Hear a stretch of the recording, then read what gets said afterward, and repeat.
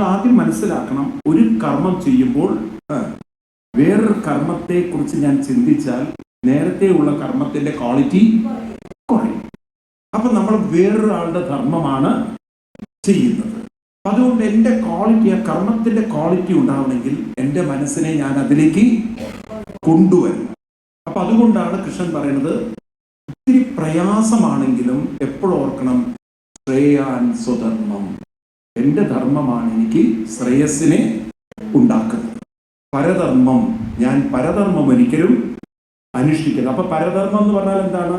ഒരു ധർമ്മം ചെയ്യുമ്പോൾ, ഒരു കർമ്മം ചെയ്യുമ്പോൾ വേറൊരു കർമ്മത്തെ കുറിച്ച് വറി ചെയ്യേണ്ട യാതൊരു കാര്യമില്ല. നോക്കൂ, ഇന്നത്തെ ഒരുപാട് ബിസിനസ്സുകാര് നശിച്ചു പോയത്, ഒരുപാട് പണം വരുമ്പോൾ അവർക്ക് അത് എവിടെ കൊണ്ടുപോയി ഇൻവെസ്റ്റ് ചെയ്യണം. അപ്പൊ നോക്കൂ, നമ്മുടെ കേരളത്തിന്റെ വലിയൊരു അഭിമാനമായിരുന്നു ഈ ബൈജൂസ് ആക്കട്ടെ, ക്രോഡ്സ് ക്രോഡ്സ് ക്രോഡ്സ്. അപ്പൊ അത് വലിയ ക്രിട്ടിക്കൽ സ്റ്റേജിലൂടെ കടന്നു. കാരണം എവിടെയൊക്കെയോ കൊണ്ടുപോയി ഇൻവെസ്റ്റ് ചെയ്ത അവസാനം എത്ര ഇൻഡസ്ട്രിയാണ് ഇന്ത്യയിൽ നശിച്ചു പോയത്. അങ്ങനെ അപ്പം അതിൽ തന്നെ നിൽക്കണം എന്നല്ല ഞാൻ പറയുന്നത്. അങ്ങനെ അതിൽ തന്നെ നിന്നാൽ അംബാസഡർ കമ്പനി പോലെയോ. പിന്നെ ഒരു കാലത്ത് അത് വെളിച്ചം കാണാതെ ഈ ഇന്നിപ്പോ മാരുതി കണ്ടില്ലേ, അവർ പുതിയ പുതിയ മോഡലുകൾ ഇറക്കി മാർക്കറ്റിലേക്ക് കയറി പല ഫോറിൻ കമ്പനിയെ അവര് കോമ്പീറ്റ് ചെയ്ത് അങ്ങനെ. അതായത് ഒരു ധർമ്മം ചെയ്യുമ്പോൾ, ഒരു കാര്യം ചെയ്യുമ്പോൾ ഇന്നത്തെ ആളുകളുടെ ടേസ്റ്റിനനുസരിച്ച് അതിൽ തന്നെ വീണ്ടും വീണ്ടും ഫോക്കസ് ചെയ്ത് മാർക്കറ്റ് ചെയ്ത് അങ്ങനെ പോകുമ്പോഴാണ് അവരുടെ ബിസിനസ് ബൂസ്റ്റപ്പ് ചെയ്യുന്നത്. അതിന് പകരം ഒരു ബിസിനസ്സിൽ നിന്നും വേറെ ബിസിനസ്സിൽ കൊണ്ടുപോയി ഇൻവെസ്റ്റ് ചെയ്ത് അതിനെക്കുറിച്ച് ഒരു ഐഡിയ ഇല്ല, എന്താണെന്നറിയില്ല.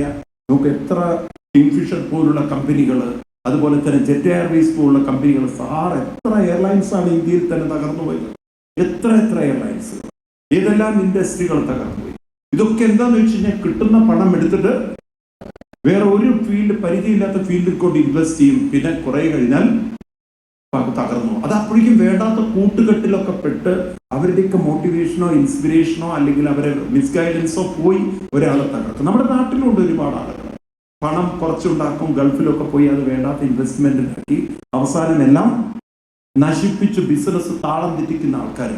അപ്പോൾ അവിടെയാണ് കൃഷ്ണൻ പറയുന്നത്, ആദ്യം നിങ്ങളിലൊന്ന് സ്റ്റഡി ആവും, നിങ്ങളുടെ മൈൻഡിനൊന്ന് ഫോക്കസ് ചെയ്യും. ഒരിക്കൽ നിങ്ങളുടെ മൈൻഡിനെ ഫോക്കസ് ചെയ്താൽ നിങ്ങൾക്ക് ഒന്നില്ലെന്നും മറ്റൊന്നിലേക്കും അതിൽ നിന്ന് ഇതിലേക്കൊക്കെ കൊണ്ടുവരാനുള്ളൊരു കഴിവുണ്ടാവും. മൈൻഡിനെ നമ്മൾ വിശ്വസിക്കരുത്. ഇന്ന് ഭാഗവതത്തിൽ പറയുന്നതാണ്, ഒരിക്കലും നിങ്ങൾ വിശ്വസിക്കാൻ പറ്റാത്ത ആളുകൾ പുറത്തുള്ളവരല്ല, മറ്റുള്ളവരെയല്ല കുറ്റം പറയേണ്ടത്. It is easy to blame others. സഖ്യം കൂടിയാൽ മനസ്സിൽ സ്വഅവസ്ഥിതെന്നാണ്. അവനവന്റെ ഉള്ളിലിരിക്കുന്ന മൈൻഡിനെ നിങ്ങൾ വിശ്വസിക്കരുത്. കാരണം ഈ മൈൻഡ് മാത്രമേ നമ്മളെ ഡെസ്പറേറ്റ് ആക്കുള്ളൂ, ഈ മൈൻഡ് മാത്രമേ നമ്മളെ താഴേക്ക് പിടിച്ചുള്ളൂ, ഈ മൈൻഡ് മാത്രമേ നമ്മുടെ ജീവിതം പരാജയം. നമ്മുടെ ജീവിതത്തെ നശിപ്പിക്കുന്നത് മറ്റുള്ളവരല്ല, സ്വന്തം മനസ്സാണ്. അതുകൊണ്ട് എന്നെ കർഹിച്ച് സഖ്യം കുരിയാൽ മനസ്സിൽ സ്വഅവസ്ഥിതം.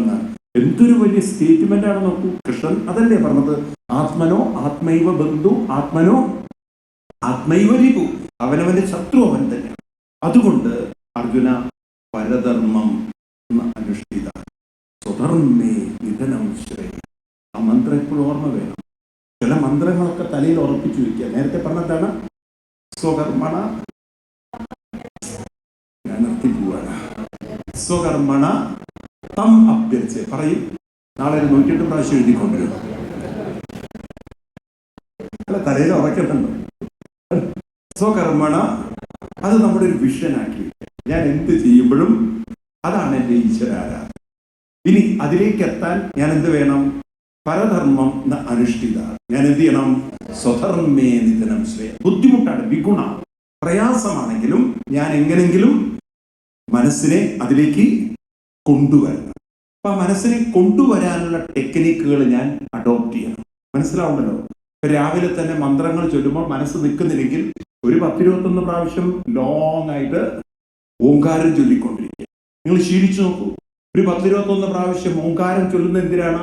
ഓങ്കാരം ചൊല്ലുമ്പോൾ മൈൻഡ് വേറെ എവിടേക്കും പോവില്ല. അപ്പൊ മൈൻഡിനെ ക്രമേണ ഒരു കാര്യത്തിൽ ഫോക്കസ് ചെയ്യിക്കാൻ ഏറ്റവും പവർഫുൾ ആയിട്ടുള്ള മന്ത്രമാണ് ഓങ്കാരം. അതുകൊണ്ടാണ് ഭഗവാൻ ഗീതയില് 9th ചാപ്റ്ററിൽ പറയുന്നുണ്ട്, വേദ്യം പവിത്രമോങ്കാരം. ഏറ്റവും പവർഫുൾ ആയിട്ടുള്ള ഒരു മന്ത്രമാണ് ഓംകാരം അത് ശീലിപ്പിക്കണം. കുട്ടികളൊക്കെ നിങ്ങൾ സ്കൂളിൽ പോകുന്നതിന് മുമ്പ് ഒരു 10-11 പ്രാവശ്യം ഓംകാരം നീട്ടി ചൊല്ലിക്കുക. ഓ, കുട്ടി ഒരു പക്ഷെ തമാശയ്ക്ക് ഓ എന്നൊക്കെ പറഞ്ഞാലും കുഴപ്പമില്ല, അത് കളിയായിട്ടാണെങ്കിൽ ചെയ്താലും കുഴപ്പമില്ല. അങ്ങനെ ശീലിച്ചു കഴിഞ്ഞാൽ നേരെ മറിച്ച് അതിനെക്കൊണ്ട് രാവിലെ തന്നെ വേറെ മന്ത്രങ്ങളൊക്കെ ചൊല്ലിക്കുമ്പോൾ ഗായത്രി ചൊല്ലിക്കുന്നവരുണ്ട്. ആ കുട്ടിയുടെ ഉള്ളിൽ കാര്യം എന്നിട്ട് എന്ത് പറഞ്ഞിട്ടത്തെ കാര്യം? കാരണം മനസ്സ് വെറുതെ ജർപ്പ് ചെയ്ത്, മനസ്സ് വളരെ ഡിസ്റ്റർബ് ചെയ്തിട്ട് ആ മന്ത്രങ്ങൾ ചൊല്ലിയിട്ട് കാര്യമില്ല. നമ്മുടെ ലക്ഷ്യം ആ മൈൻഡിനെ കോൺസെൻട്രേറ്റ് ചെയ്യുക, റിലാക്സ് ചെയ്യുക. ആ രീതിയിലേക്ക് മനസ്സിനെ കൊണ്ടുപോകാൻ അർജുന അവനവന്റെ ധർമ്മത്തിൽ നിന്ന് ഒരിക്കലും മാറേണ്ടതില്ല. പ്രയാസകരമാണെങ്കിലും നമുക്കതിനെ കുറെ കഴിഞ്ഞാൽ റെഡിയാക്കി എടുക്കാൻ സാധിക്കും. ഏത് ഡിഫിക്കൽട്ടായിട്ടുള്ള കാര്യങ്ങളും നമുക്ക് നിരന്തര പ്രാക്ടീസ് കൊണ്ട് ശരിയാക്കാം. അപ്പൊ ഇന്ന് സ്ട്രെസ്ഫുൾ വർക്ക് എന്ന് പറയുന്നത് എനിക്ക് ഭയങ്കര സ്ട്രെസ് ആണെന്ന് പറയുന്ന കമ്പ്യൂട്ടർ മേഖലയിൽ കേൾക്കുന്ന വേർഡാണല്ലോ. ഒരുപാട് ഓവർലോഡാണ്. ശരിയാണ്. ഇന്നിപ്പോ സാലറി പാക്കേജ് വളരെ കൂടുതലാകുമ്പം 10 പേരെ കൊണ്ട് ചെയ്യിക്കുന്ന കാര്യം അവര് ഒരാളെ കൊണ്ട് ചെയ്യിക്കാം. അപ്പം ഏത് ബാങ്കിലായാലും ശരി, ഏത് കമ്പ്യൂട്ടർ സെന്ററിലായാലും ശരി, അല്ലെങ്കിൽ ഇന്നത്തെ ടെക്നോളജി വേൾഡിലായാലും ശരി, മാക്സിമം ഒരാളെ മുതലെടുക്കുക എന്നുള്ളതാണ് ലോകത്തിന്റെ സ്വഭാവം. പക്ഷെ അതിനെ അക്കോമഡേറ്റ് ചെയ്യാനുള്ള ഒരു കഴിവ് ഇതിനുണ്ടാവണം, നമ്മുടെ ബ്രെയിൻ സിസ്റ്റത്തിനുണ്ടാവണം. Quality of work. നമ്മൾ സ്ട്രെസ്ഫുൾ വർക്ക് ചെയ്യുന്നതല്ല, ചെയ്യുന്ന വർക്കിന്റെ ക്വാളിറ്റി. ആ ചെയ്യുന്ന വർക്കിന്റെ ക്വാളിറ്റി കൂടിക്കഴിഞ്ഞാൽ നിങ്ങളുടെ ബ്രില്യൻസ്, നിങ്ങളുടെ കഴിവാണ് കൂടുന്നത്. നിങ്ങളാണ് സ്കിൽഫുൾ ആകുന്നത്. I am the beneficial, I am the one going to get the benefit. നമുക്ക് വേണ്ട ബെനിഫിറ്റ് എന്താണ്? വർക്ക് എൻജോയ് ചെയ്യാൻ പറ്റണം, മൈൻഡ് വളരെ റിലാക്സ് ചെയ്യണം. അതാണ് ജീവിതം. ഒരു വീട്ടിലെത്തിക്കഴിഞ്ഞിട്ടുള്ള ഇതെന്നൊക്കെ പല ഭാഷയുണ്ടല്ലോ ചിലക്ക്. ദുരിതം, നാട്ടിലുള്ള ഭാഷ പണ്ടാരെന്നാ പറയാ. എങ്ങനെയെങ്കിലും ഒന്ന് തീർന്നു കിട്ടിയാൽ മതി എന്നുള്ള രീതിയിൽ ശപിച്ചുകൊണ്ട് വീട്ടിൽ പോകുന്നൊരു കാര്യമല്ല അത്. അവിടെ ചെന്ന് കിടക്കുന്നതിലല്ല സുഖം. മനസ്സിലാവുണ്ടല്ലോ? ആ ചെയ്യുന്ന, നിങ്ങൾ വീട്ടിലെത്തി ഒരു TV ഓൺ ചെയ്ത അല്ലെങ്കിൽ മ്യൂസിക് കേൾക്കുന്ന സമയത്തുള്ള എൻജോയ്മെന്റ് എനിക്ക് വർക്കിലും ഉണ്ടാകും. ആ രീതിയിൽ എൻ്റെ മൈൻഡിനെ റിലാക്സ് ചെയ്യാൻ സാധിക്കണമെങ്കിൽ ഞാൻ അതിനെ ട്രെയിൻ ചെയ്യണം.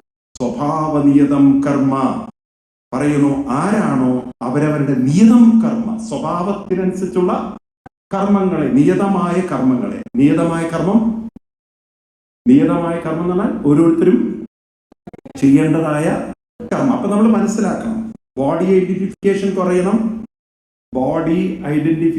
കുറയണം. അതുപോലെ നമ്മുടെ ലൈക്സ് ആൻഡ് ഡിസ്ലൈക്സിലുള്ള ഐഡന്റിഫിക്കേഷൻ കുറയണം. ഇത് രണ്ടും കുറയണമെങ്കിൽ ഞാൻ എൻ്റെ വർക്ക് കുറച്ച് എങ്ങനെയുള്ളതായാലും ശരി, ഞാൻ അതിൽ എൻജോയ് ചെയ്യാൻ എന്നെ പരിശീലിപ്പിക്കും. മനസ്സിലാവുണ്ടല്ലോ? അങ്ങനെ മൈൻഡിനെ നമ്മൾ ട്രെയിൻ ചെയ്തെടുക്കുമ്പോൾ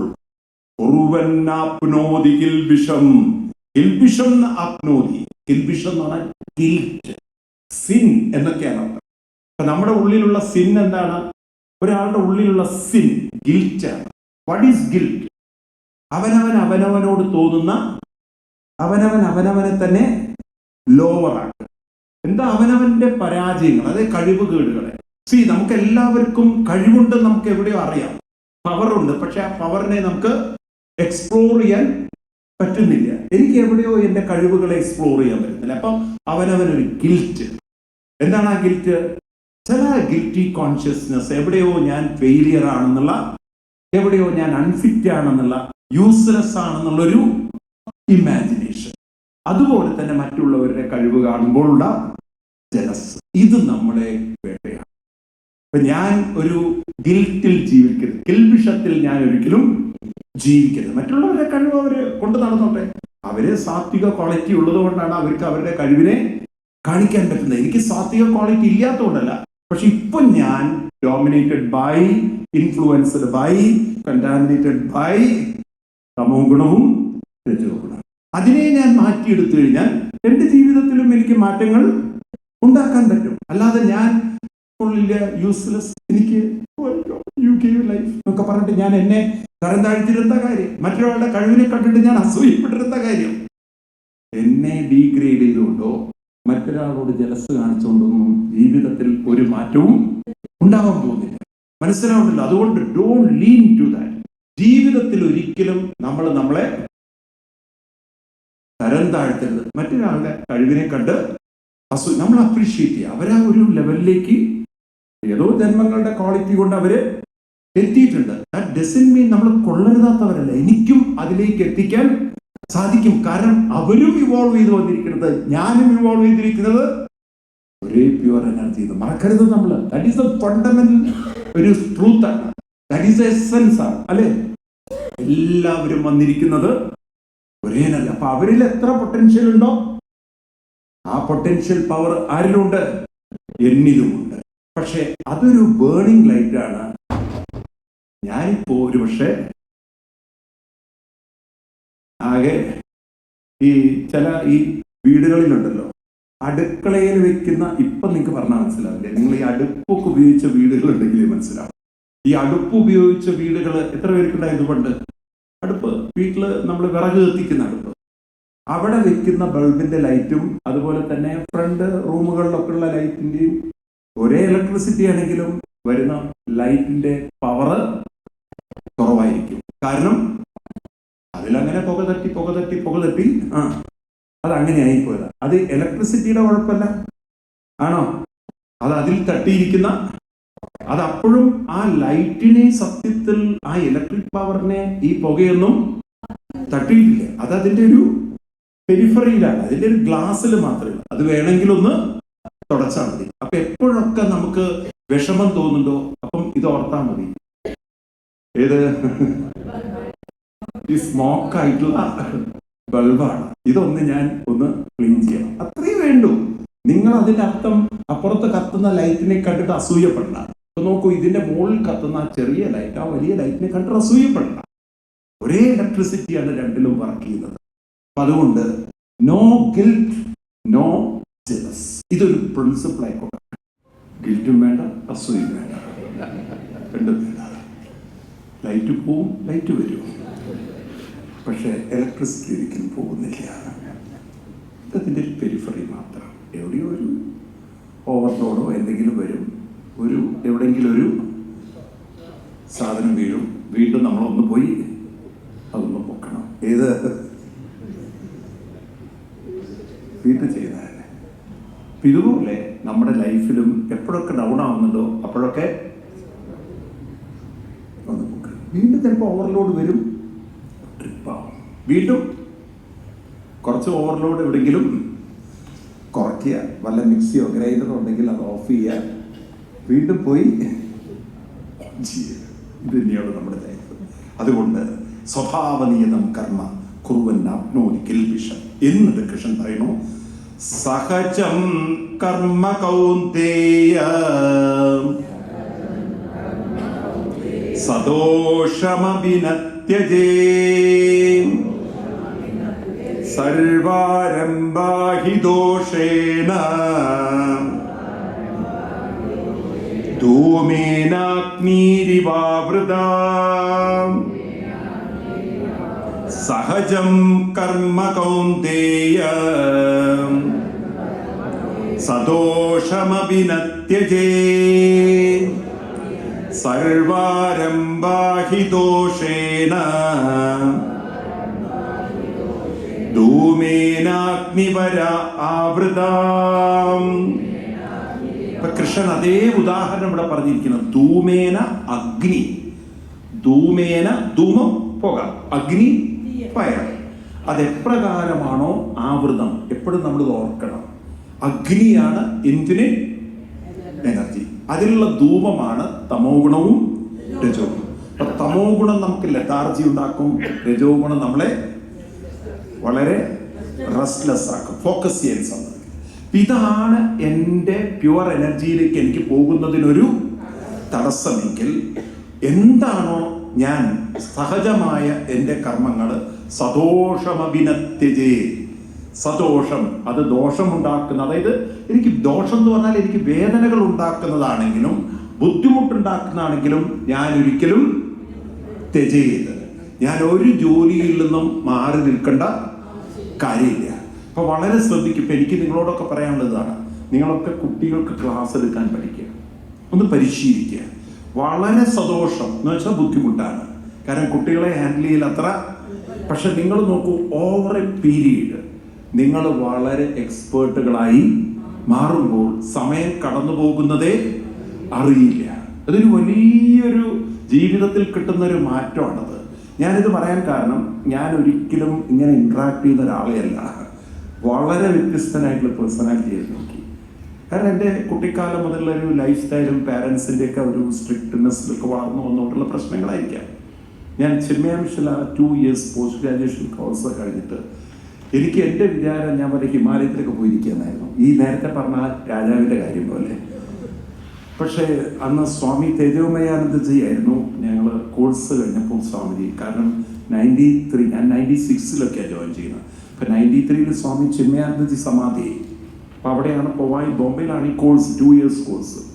അപ്പം ഈ 2 വർഷം കോഴ്സ് കഴിഞ്ഞ് ഞാൻ മനസ്സിൽ വിചാരിച്ചു കുറച്ചു കാലം ചിന്മയാമിഷനിലിരിക്കുക, എന്നിട്ട് പഴയ ജീവിതത്തിലേക്ക് ഇനി എപ്പോഴെങ്കിലും, അതായത് ഞാൻ വേറൊരു പ്രൊഫഷനായിരുന്നു അന്ന്, എൻ്റെ വീട്ടിൽ പ്രശ്നങ്ങളാണെങ്കിൽ അങ്ങോട്ട് പോകും, കുറച്ചു കാലം എന്തായാലും ഇവിടെ ഇരിക്കണം, കുറച്ച് വർക്ക് ചെയ്യണം, പക്ഷെ എവിടെയെങ്കിലും പോയി ഇതൊക്കെ ഒന്ന് തലയിൽ ഉറപ്പിക്കണം. കാരണം 10 ഉപനിഷത്ത്, ഓൾമോസ്റ്റ് ഗീത, വിവേകികൾ, ഇതൊക്കെ തലയിൽ നിൽക്കണ്ടേ.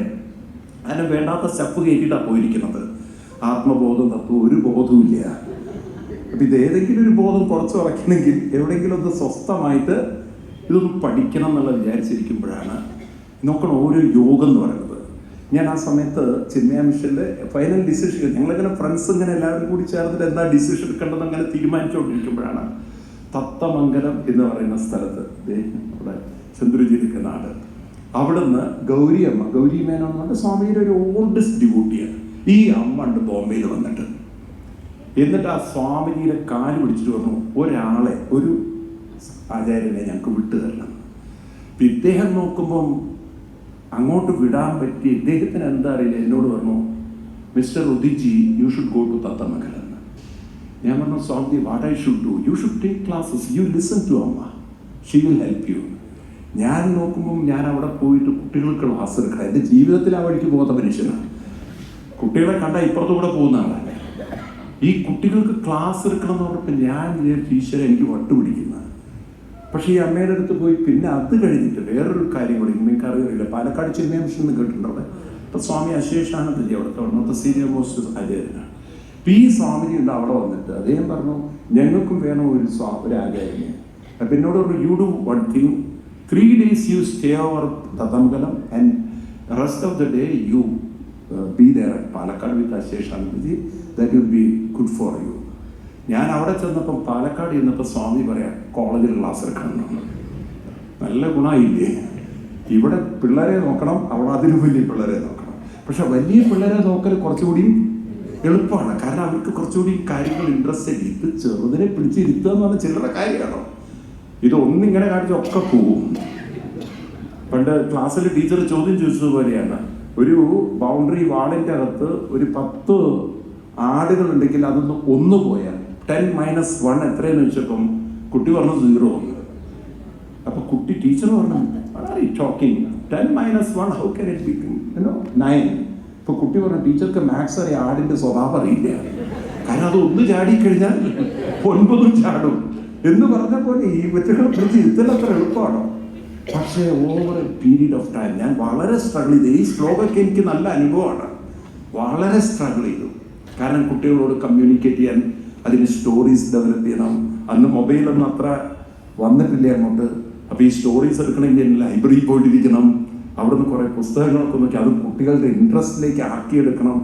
ഈ രീതിയിലൊക്കെ നമ്മുടെ കമ്മ്യൂണിക്കേഷനും കാര്യങ്ങളൊക്കെ പരിശീലിച്ച് വന്നപ്പോഴാണ് മനസ്സിലായത്, ഇതിനും നല്ലൊരു വേൾഡ് വേറെ. ഒരു ടൈം പാസ്, ഭയങ്കര ടൈം പാസ് ആയി മാറി. അവരത് എൻജോയ് ചെയ്യാൻ തുടങ്ങി. അങ്ങനെ പറഞ്ഞ് ശീലിച്ചുകൊണ്ടപ്പോൾ ഇവിടെ ഇരിക്കുന്നത്. കാരണം ഇതൊരു ഓവർ എ പീരീഡ് നമ്മുടെ ജീവിതത്തിന്റെ ഒരു ഭാഗമാണ്. Is that opportunity. നിങ്ങളൊക്കെ ക്ലാസ് എടുത്ത് നോക്കൂ. ഇനീഷ്യലി അത് ഇത്തിരി എന്താണ്, സദോഷം മതി. സദോഷം എന്ന് പറഞ്ഞാൽ ദോഷം എന്ന് പറഞ്ഞാൽ ദോഷം എന്ന അർത്ഥത്തിലല്ല. അത് ഇനീഷ്യലി ഇത്തിരി ഹാർഡ്ഷിപ്പ് ആണെങ്കിലും ബുദ്ധിമുട്ടാണെങ്കിലും നമ്മളങ്ങനെ പരിശീലിച്ചു വന്നു കഴിഞ്ഞാൽ കമ്മ്യൂണിക്കേഷൻ, അതുപോലെ ഇന്ററാക്ഷൻ, കൺവിക്ഷൻ, മറ്റൊരാളെ കൺവിൻസ് ചെയ്യുക, ഇതൊക്കെ നമുക്ക് വളരെ ഈസി ആയിരിക്കും. നമുക്ക് കൺവിക്ഷൻ ഉണ്ടായിരിക്കും, കൺവിൻസ് ചെയ്യാനുള്ള പവർ ഉണ്ടാവും, കമ്മ്യൂണിക്കേറ്റ് ചെയ്യാനുള്ള കഴിവുണ്ടാവും. എന്ന് മാത്രമല്ല, ഇതൊരു എന്റർടൈൻമെന്റ് ആയി മാറും. അതൊരു വേണ്ടാത്ത എന്റർടൈൻമെന്റ് അല്ല, ടൈം സ്പോയിൽ ചെയ്തുള്ള എന്റർടൈൻമെന്റ് അല്ല, നമുക്കും ഗുണമുണ്ട്, മറ്റുള്ളവർക്കും ഗുണമുണ്ട്. ഒരു എന്റർടൈൻമെന്റായി അങ്ങനെ നമ്മുടെ ജീവിതത്തെ മാറ്റിയെടുക്കാൻ. അതുകൊണ്ട് അർജുന, സർവാരംഭാഹി ദോഷേണ, ഇനീഷ്യലി ഉണ്ടാകുന്ന സകല ആരംഭ ദോഷങ്ങളൊക്കെ ധൂമേന അഗ്നി ഇവ, ഏതുപോലെയാണ്?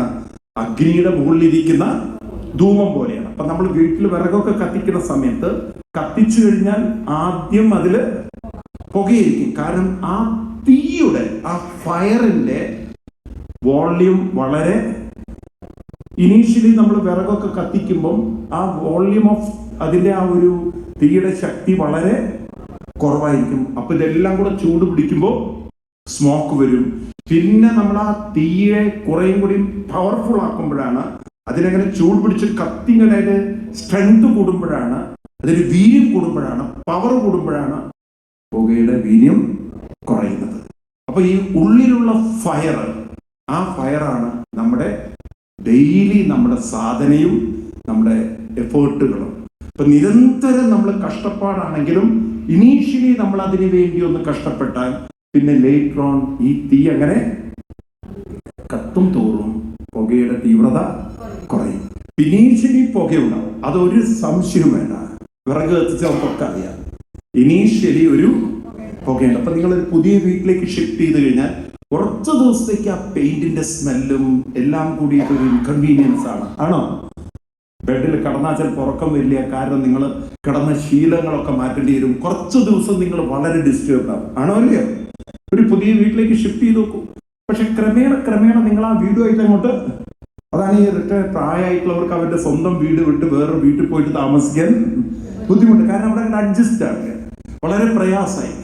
എന്നതുപോലെ എല്ലാ ഹാർഡ്ഷിപ്പുകളും അതിന്റെ ഇനീഷ്യൽ സ്റ്റേജുകളിൽ മാത്രമേ ഉള്ളൂ. ആണോ? അതിപ്പോ സ്വിമ്മിങ് പഠിക്കാനും ഡ്രൈവിംഗ് പഠിക്കാനും എല്ലാത്തിനും ഒരു ഇനീഷ്യൽ ബുദ്ധിമുട്ടുണ്ടോ? കമോൺ, ആ ഇനീഷ്യൽ ബുദ്ധിമുട്ട് കഴിഞ്ഞാൽ കുറെ കഴിഞ്ഞാൽ വളരെ ഈസി. പക്ഷെ ഇനീഷ്യൽ ബുദ്ധിമുട്ട് കണ്ട് പലരും ഡ്രോപ്പ് ചെയ്ത് കഴിഞ്ഞാൽ പിന്നീടുള്ള ഗിൽറ്റിൽ നിന്ന് ഒരിക്കലും പുറത്തു കിടക്കാൻ പറ്റില്ല.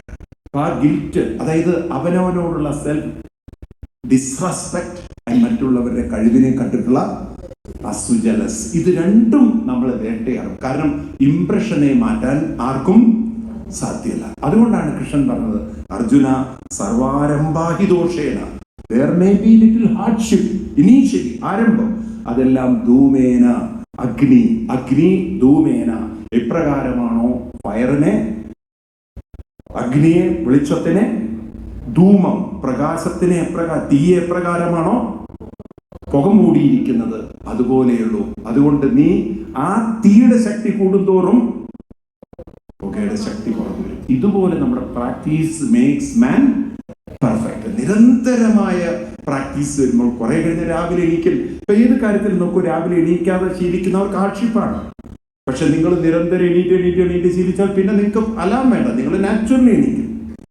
ആണോ? രാവിലെ നിങ്ങൾ ഈവൻ ടോയ്ലറ്റിൽ പോയി ഒരു കൃത്യസമയത്ത് അങ്ങനെ ശീലിച്ചു നോക്കൂ.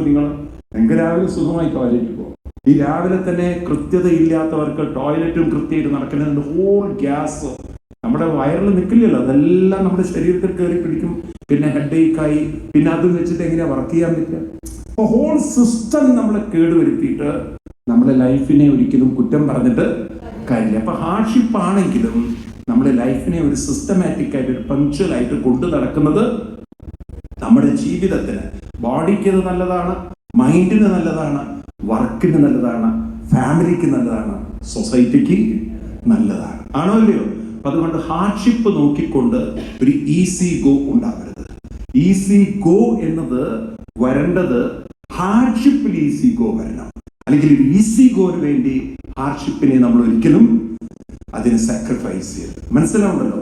നമ്മുടെ വർക്കിനെ ഈസി ആക്കണം, അല്ലാതെ ഈസി ലൈഫിന് വേണ്ടിയിട്ട് വർക്കിനെ കോംപ്രമൈസ് ചെയ്യരുത്. ഇത് ഏത് വേണം എന്ന് നമ്മൾ ചൂസ് ചെയ്യണം. അതുകൊണ്ട് ഇനി ഇവിടുന്ന് അങ്ങോട്ട് വീണ്ടും കൃഷ്ണൻ ഡെപ്തിലേക്ക് പോവാണ്. അസക്ത ബുദ്ധി സർവത്ര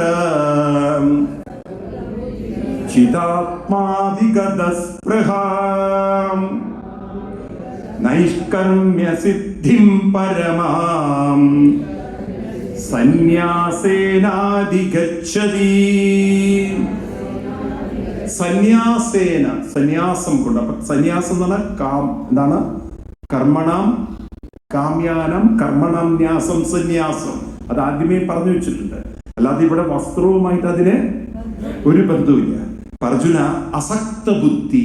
അസക്തം, ഏതിനോട് അസക്തം? ആസക്തി ഏതിനോടുണ്ടാവരുത്? ലതാർജിയോടുണ്ടാവരുത്. അതുപോലെ മൈൻഡിന്റെ റെസ്റ്റ്ലെസ്നെസ്സിനോടൊക്കെ. അസക്ത ബുദ്ധി പറഞ്ഞാൽ ആരാണോ ഒട്ടാത്ത ബുദ്ധി, ഒന്നിനോടും ഒരു ഒട്ടലില്ലാത്ത, അസക്തന, ശക്തി, ആസക്തി അതില്ലാത്ത. ആന്ന് പറഞ്ഞാൽ നിഷേധമാണ്, ആന്ന് പറഞ്ഞാൽ ഇല്ലാത്തത്. അപ്പൊ ശക്തി, ആസക്തി ഇല്ലാത്തത്. അപ്പൊ നമ്മുടെ ജീവിതത്തിൽ നമ്മുടെ ശരീരത്തോടൊരു ആസക്തി ഉണ്ടാവില്ല എന്ന് പറഞ്ഞാൽ എന്താർത്ഥം? ഈ ശരീരത്തിന്റെ പ്ലഷർ അല്ല ശരിക്കുള്ള പ്ലഷർ. ശരീരത്തിന്റെ പ്ലഷറിനെ എടുത്തു കഴിഞ്ഞാൽ ലതാർജിക്കായി. അതുപോലെ ഞാൻ എന്റെ ഇഷ്ടത്തിന്, എന്റെ രാഗദ്വേഷങ്ങളിലേക്ക് ഞാൻ മനസ്സിനെ തിരിച്ചുവിട്ടാൽ, എന്റെ ഇഷ്ടങ്ങളെ മാത്രം നോക്കിക്കഴിഞ്ഞാൽ എന്റെ ഹാർഡ്ഷിപ്പായിട്ടുള്ള വർക്കിൽ എനിക്ക് എൻജോയ് ചെയ്യാൻ സാധിക്കില്ല. ഇതൊക്കെ എന്നെ ഡൈവേർട്ട് ചെയ്യുന്ന കാര്യങ്ങളാണ്. അപ്പൊ അതിലൊക്കെ ഉള്ള ആസക്തി കുറയ്ക്കണമെങ്കിൽ വേറൊന്നിനോട് നമ്മൾ എന്ത് ചെയ്യണം? അസക്ത ബുദ്ധി സർവത്ര ജിതാത്മാ. മനസ്സിനെ ഇതിൽ നിന്നൊക്കെ കൊണ്ടുവന്ന് വിഗതസ്പൃഹ, ഒട്ടലില്ലാത്ത മനസ്സായി. അങ്ങനെ ആരാണോ വർക്കിലേക്ക് കൂടുതൽ